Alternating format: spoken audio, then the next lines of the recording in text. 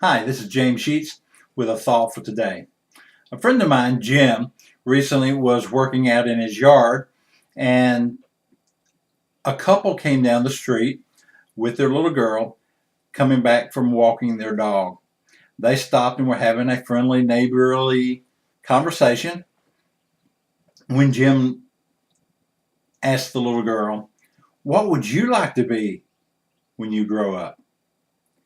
And without thinking, she replied, "I would like to be the President of the United States."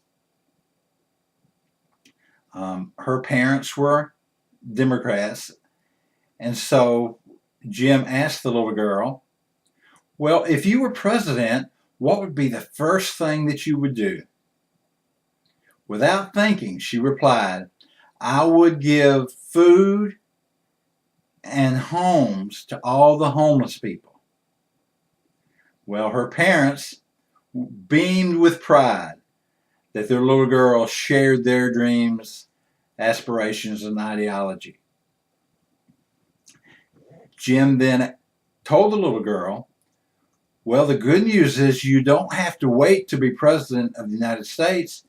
You can do that now." The little girl said, "What do you mean?" Jim replied, "Come over to my house. I'll let you mow my lawn, pull up all my weeds, trim my hedges, and I will pay you $50. Then after you're finished, I will take you down to the corner store where the homeless man hangs out, and you can give him the $50 that you earned. And he can then use that money to buy food or to put it toward getting a home."